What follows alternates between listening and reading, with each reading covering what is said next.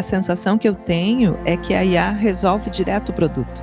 Só que esse produto, ele é destituído de uma memória, destituído de uma história. A tecnologia, ela vai sempre depender de quem está usando, né? E para que função a IA está desempenhando naquilo. A máquina, o computador, ele não é mais uma calculadora, não somente uma calculadora, mas eu também entendo uma etapa de geração de material sonoro. Que qualquer ferramenta que a gente usa para criar, ela influencia no processo criativo.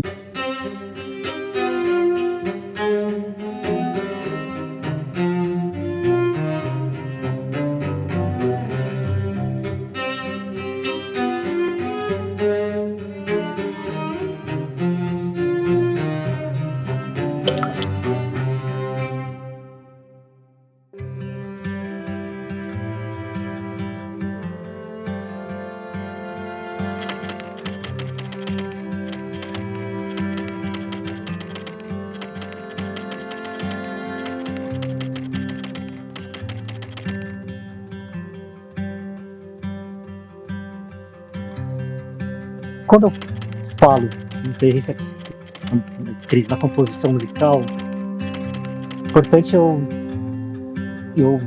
desfazer ou me situar de um equívoco comum que eu mesmo faço, né? Que é, eu estou falando de um compositor robô que substitui um músico humano, né? Algo nesse sentido. Então, na prática, o que eu estou querendo me situar é um conjunto de tecnologias, né, que envolve essa minha dinâmica, né, que entra em diferentes etapas no meu fazer composicional, no meu fazer musical, né, desde sugerir acordes, né, gerar variações, né, ou até mesmo criar sonoridades via síntese sonora, né, a criação de sons artificialmente no computador. Eu acho que, assim, hoje em dia, para um grande público, quando a gente está falando de IA generativa em criação musical, a gente está falando dessa. A gente tem exemplos, tem plataformas já famosas como o Suno e o Udio. Então, eu acho que, um pouco na carona e pegando o hype dessas ferramentas, eu diria que, quando a gente está falando de IA para um grande público, a gente está falando desse tipo de IA generativa especificamente. Se pensar que esses modelos de IA, por exemplo, como o Suno ou o Moisés, né, eles foram criados em cima de milhares de arquivos de áudio, né,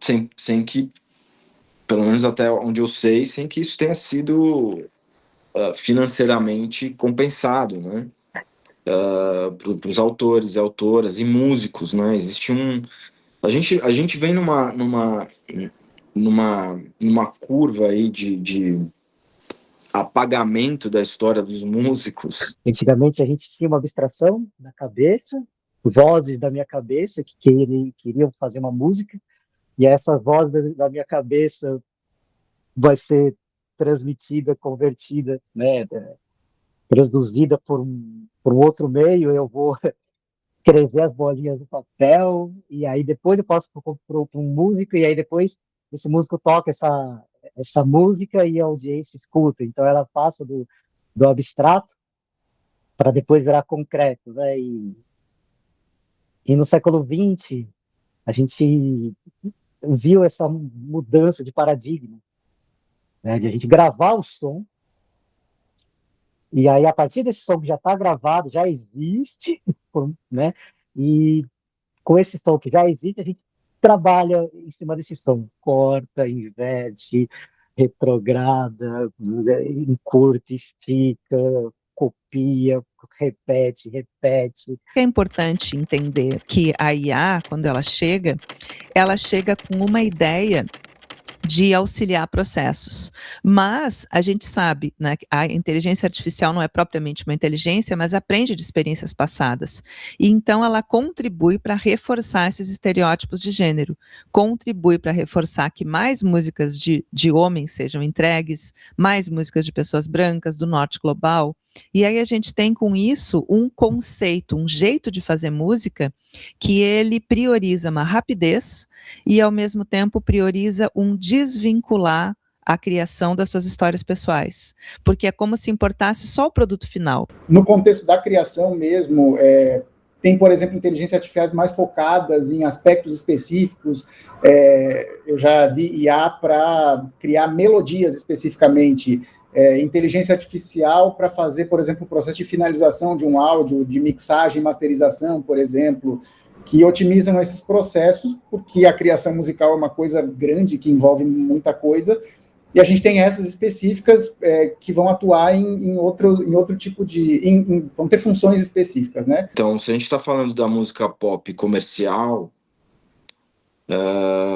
a IA tem efeitos muito relevantes, né?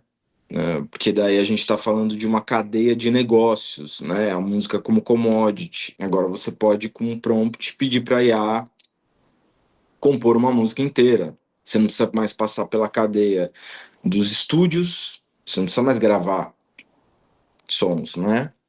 Ela vai gerar o som lá, toda a banda. Você não paga mais os músicos, você não paga mais os estúdios, os técnicos de som. Eu acho que tem uma diferença importante, porque justamente por essa característica de você dar poucos comandos e ela gerar um arquivo de áudio complexo, ela acaba tendo um papel muito grande no processo de tomada de decisões criativas, porque ela é meio multitarefa, assim, ela toma muitas decisões, ela processa muito dado a partir de um estímulo que às vezes pode ser só mínimo. Então, quando ela começa a tomar decisões pelos agentes humanos, é que eu acho que sim, ela é um agente um pouco diferente nesse sentido. A máquina não vai criar nada novo. O máximo que ela vai poder fazer é recombinar essas estruturas e gerar um novo Beethoven, um novo Chopin, né? Uma nova obra, que também a gente tem que ser justo, quando essas coisas são feitas, esses experimentos são feitos, as composições geralmente não chegam no mesmo nível, mas o que é interessante de pensar é o quanto que nós, seres humanos, também não nos valemos disso, né? A gente não cria do nada. A gente cria a partir do nosso banco de dados também, né? Daquilo que a gente foi exposto. E o que a gente faz é que a gente não é influenciado só pelo Beethoven ou só pelo Chopin. A gente pega a influência desses dois. E ouve também Bob Marley, e ouve também Philippe Manoury, sei lá, né? E você vai... o Villa-Lobos, o Vili Corrêa de Oliveira, enfim, você vai ouvindo e se influenciando por tudo aquilo que você ouve e cria algo novo. Esses lugares da criatividade, onde o gesto criativo precisa ser da pessoa, no sentido de tu trazer o que tu quer, e às vezes tu precisa de tempo. Tu precisa maturar processos, tu precisa entender que a criação não é linear, ela não é rápida, e não é fácil, e não é servindo a um uso tão rápido, né? A própria questão da escuta, né? Como a gente fazia, vou pegar um disco, vou ouvir inteiro, vou entender que ele é uma obra, vou perceber que ele tem começo, meio e fim, vou entender como é que a escuta me afeta, vou compartilhar com outras pessoas, vou emprestar o disco, vou gravar uma fita cassete, e aí com essa fita eu vou fazer um compilado de coisas. Tudo isso tem afeto envolvido, tem memória, tem sociabilidade, tem compartilhamento. Eu acho que isso pode dar a ideia de que é fácil, mas é fácil conseguir um resultado ruim ou intermediário. Para que você consiga, mesmo a inteligência artificial, para que você consiga lapidar, isso demanda um pouco de conhecimento, um conhecimento de interagir com o recurso que você está usando, com a plataforma, e um conhecimento musical para você conseguir ter referência, para você construir de fato e saber onde você quer chegar com aquilo. Eu bato muito contra assim, essa ideia de que vai facilitar. Não é bem assim, vai facilitar chegar num resultado mais ou menos. Para chegar num bom resultado não é tão simples assim. E o que vai acontecer, né? Como a gente está numa sociedade que é uma sociedade da pressa, uma sociedade do cansaço, né? Uma sociedade onde a gente está lidando com a economia da atenção, ou seja, a atenção das pessoas é a coisa mais importante, né? Então, tu lidar com essa ideia de que eu preciso prender a tua atenção nessa plataforma. Então, todas as plataformas, por exemplo, são pensadas para que a gente permaneça ali dentro delas. Essas plataformas de streaming, por exemplo, que você não consegue ver a ficha técnica de um disco. Então, parece que não tem lá um técnico de som, né, um técnico de mixagem e masterização, quem é o baterista que gravou aquela faixa, quem é o saxofonista, quem é o arranjador. Não tem, há um apagamento completo, né? Que dirá pagar os direitos autorais para cada um desses agentes, né?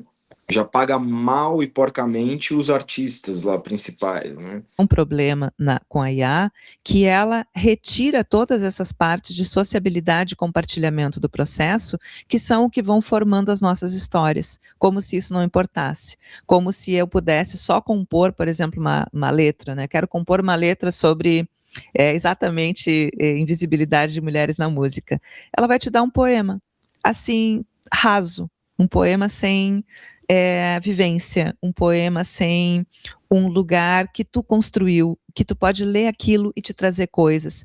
E justamente a função da arte, a função da música, a função da poesia, me parece que é alargar sensibilidades, né? Então, a música é isso, é um subproduto, né, da sociedade. Ela tá inserida, né, e não vai ficar alheia a esses aspectos que a literatura também está sofrendo, o jornalismo também está sofrendo, né? O New York Times lá tá uma ação na OpenAI, né, por décadas de jornais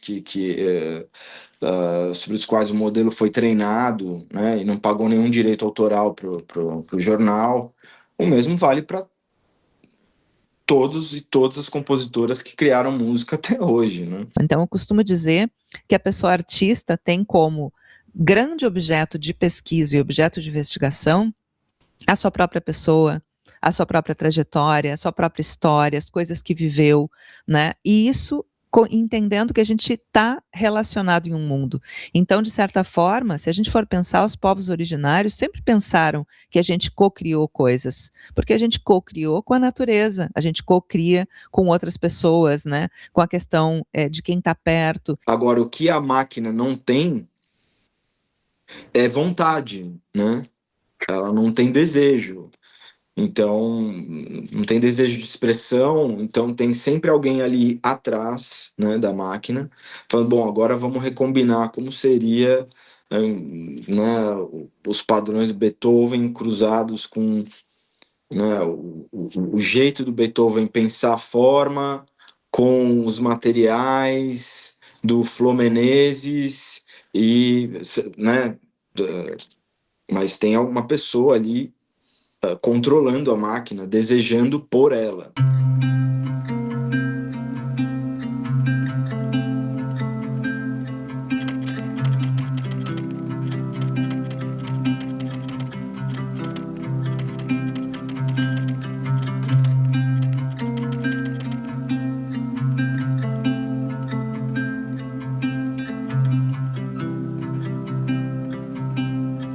E falando de IA generativa, agora você tem, assim, eles pegam um repertório que existe, e não é como no caso de samplear, que você corta um pedaço, mas você identifica.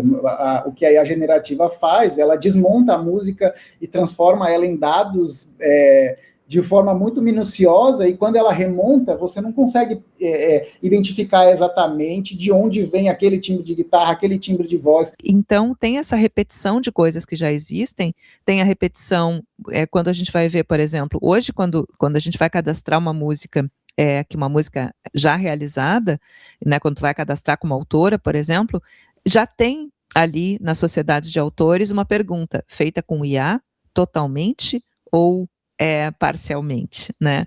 Então, já está ali colocado. Se tu for pensar, por exemplo, nas playlists dos streamings, eles vão reforçar o teu gosto, eles vão te dar mais coisas que tu já está acostumada a ouvir, e são coisas que são parecidas e sempre são elementos que tendem a invisibilizar mulheres e dissidentes de gênero. Ela pode determinar o resultado, né? O que determina o resultado não é a tecnologia, né? Mas o que eu penso é a relação, né, que a gente estabelece com a tecnologia, né? Mas, enfim, não acho que é tão binária essa relação. A IA não é inerentemente criativa e nem inerentemente limitadora. O que eu penso é que ela age ela, ela interage com as intenções, né? Então, se a gente explorar, né, ela pode expandir esse universo de, de, de possibilidades nesse sentido, né? De uma certa maneira, né? Então, se você usar, né, para IA, para evitar esse esforço da escolha, né, ela vai estreitar o seu horizonte. Todo o processo de digitalização da música, aquele que acontece lá no que vai começar no final dos anos 90, no início dos anos 2000, do surgimento do MP3, e aquela coisa de pirataria, da gente poder baixar música e compartilhar a música muito fácil, depois para a plataformização, já nos anos 2010, esse modelo de plataforma que a gente tem hoje, tudo isso já veio proporcionando reconfigurações desse entendimento de autoria, né? E do entendimento de autoria e também do valor que essa autoria tem, o valor financeiro, quanto pagar, para quem pagar e tal. E ela cria do nada. Ela cria, né? Na prática, eu acho que nenhuma IA, salvo engano, né? Nasce do vazio, né? De que ela consiga gerar uma música, ela precisou de alguém, né? Precisou tocar, gravar, mixar, interpretar, registrar, né? Às vezes, né? Um banco gigantesco de música, né? Esse passado,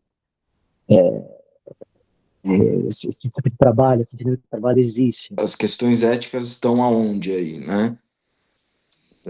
A gente não tem muito controle sobre isso, né? Seria como é que a gente faz com que os usuários, né, passem a ter maior consciência daquilo que eles estão consumindo e a partir disso possam tomar atitudes condizentes com os valores deles, né, do que eles acham correto. Mais ou menos o que a gente faz com alimento, né, que vem lá descrito no lacre, como aquilo é produzido, né, você consumir música com uma consciência parecida com a qual você consome os alimentos, ou consome, sei lá, compra suas roupas, né, você vai falar, não quero que seja por uma loja que tenha serviço escravo, que coloque criança para trabalhar, tá dentro dessa mesma lógica, né?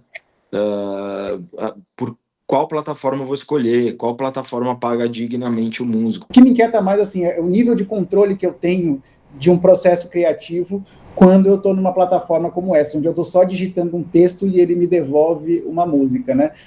O quanto, se eu for bem detalhado, bem detalhista na minha descrição, se ele vai me responder de uma forma fidedigna, se eu consigo ter controle dessa composição, se não total, mas muito próximo disso, a partir do texto, ou não, ou se, enfim, às vezes, as experiências que eu tive ainda é que nem sempre você coloca um texto mais longo e mais explicativo do que você quer, às vezes ele não responde, assim, ele meio que capta algumas coisas que você quer, ele leva em consideração, outras ele ignora sumariamente. Mas se a gente parar para pensar, a música é um fenômeno curioso, interessante. Ela é vibração, é ar empurrando a energia e isso chega até a gente, né? E quando a gente recebe essa vibração, nos encontra, ela vira uma canção. Aí ela ganha dor, ela ganha alegria, ela se transforma em euforia, ela converte, né, em outros significados, né? Uma pergunta, né? O que acontece quando a gente tira essa consciência humana dessa interação e coloca, né, a máquina para vibrar o ar, né? As outras vozes, a partir da inteligência artificial, elas ficam como sem lugar. É como se tivesse realmente essa reprodução tanto de ideias quanto de conceitos e modos de fazer que continuam sendo excludentes.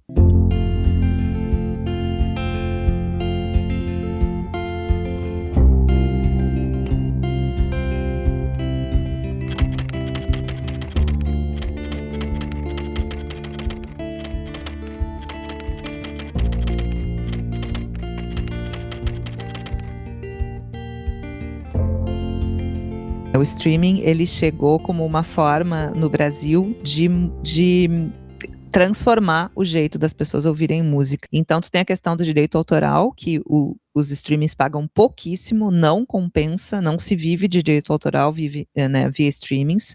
Tu tem outras plataformas, tipo Bandcamp, por exemplo, que é uma plataforma que tem muito mais sucesso na Europa do que no Brasil, aonde os pagamentos são feitos, as pessoas compram as músicas e os pagamentos são feitos diretamente para a pessoa artista, né?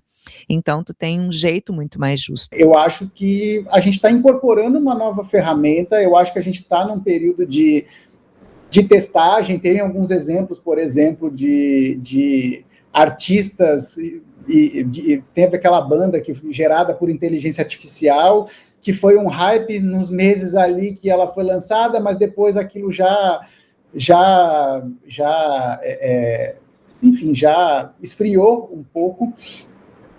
E o que eu acho é isso, a gente está passando por uma ampliação no entendimento do que é ser músico e o que é fazer música, e talvez a gente esteja se deparando com novas habilidades que são necessárias para fazer o que a gente faz. Ensaiar aprende com as músicas de milhares de pessoas. Como é que garantir que essas pessoas não desapareçam do processo? Essa é uma questão que eu me atenho bastante, né?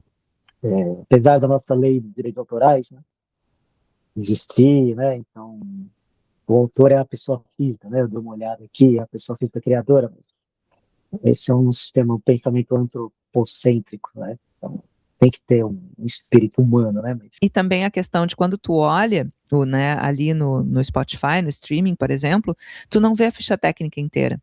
Tu só vê tu só vê o nome de uma pessoa artista, mas tu tem um monte de gente que trabalhou naquele álbum, que tu, em outras plataformas, no CD, no vinil, tu via, né, aquilo ali também, né, visibilizava. E a gente se acostuma com essa facilidade e não percebe que a nossa escuta, a nossa fruição estética, o nosso jeito de ouvir música, ele vai sendo moldado pela ferramenta, né? Então a gente modifica e contribui com uma ferramenta que não auxilia em nada as pessoas artistas. A IA, para mim, não é uma coisa nem outra, né? Ela é um ambiente, um ecossistema de suportes composicionais, né? Mas, enfim, isso sempre foi uma dinâmica, né? Um modo de trabalho que eu sempre atuei. E, de certa forma, a composição sempre, né? A composição sempre fez uso de suportes na minha leitura, né? Ela sempre foi trabalhada, né? Pensada de alguma maneira por esse ponto de vista, né? De um suporte, de um apoio, né? O artista, ele pode, enfim, mesmo na indústria fonográfica, ele não é só uma peça de uma engrenagem. Se alguém vai trabalhar com arte, é porque tem algum tipo de inquietação, algum desejo, e eu acho que você não vai delegar isso 100% para uma máquina. Tome decisões para mim e eu só assino. A IA, sem dúvida, pode ser uma poderosíssima aliada, né, na criação. Por exemplo, quando você está meio bloqueado, não sabe para onde ir, né, tem aquele bloqueio criativo, a IA pode te ajudar a encontrar soluções muito interessantes, né? Eu uso o computador frequentemente para isso, né? E a partir desse novo material, você vai junto com ela criando, né? E desenvolvendo o teu conceito, a tua ideia, enfim. Então ela é poderosíssima. Eu acho que a gente está se deparando com um momento onde a gente está alargando essas possibilidades, e eu acho que manusear esse tipo de recurso de inteligência artificial é uma nova, vamos dizer assim, um novo campo de habilidades, de conhecimentos que a gente vai ter que incorporar para o nosso cotidiano. A ideia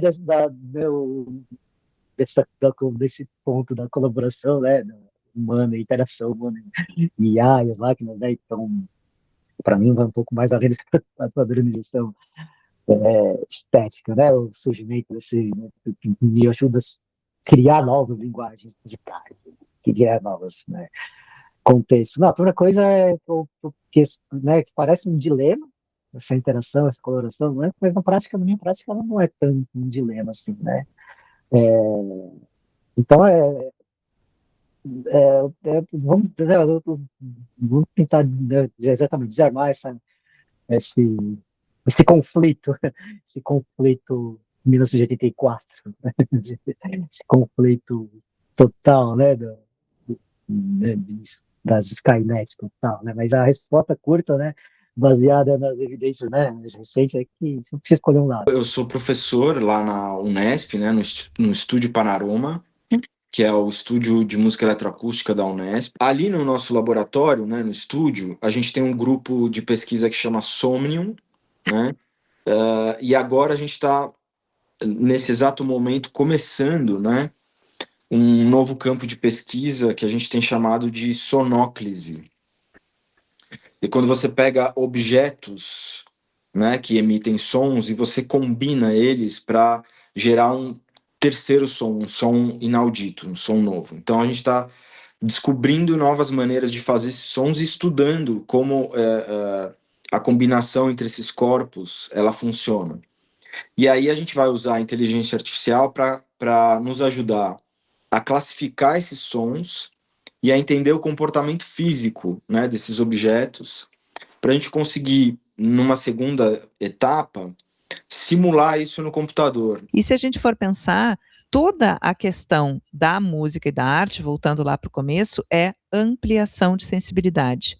Se a gente usar a IA como ferramenta, mas não prescindir do convívio humano e da troca e do habitar o mesmo espaço e ouvir música junto e tentar pensar, né, o que isso aqui te tocou, o que tu gostou, compartilha comigo, entender que essa interação, ela continua sendo uma coisa não só necessária, como preciosa, sabe? Essa capacidade de se encantar. E tem a parte social e cultural, para colocar nessa discussão, da interação, né, nossa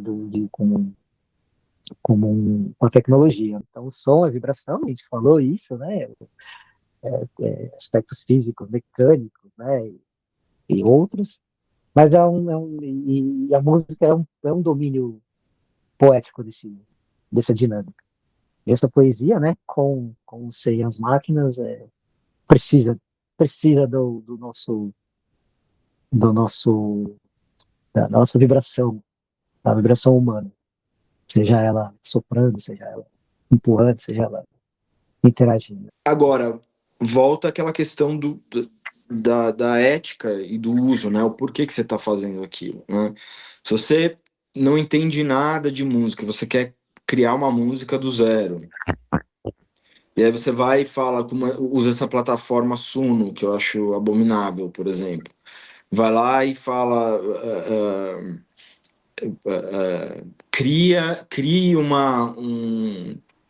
um pagode, ou um reggae, ou um hip hop sobre tal assunto com a letra para zoar tal pessoa. E poxa, você simplesmente está usando todo o conhecimento que foi desenvolvido, né, por gerações para desenvolver o que a gente chama de bossa nova, o que a gente chama de pagode, o que a gente chama de hip hop, de reggae. É uma cultura.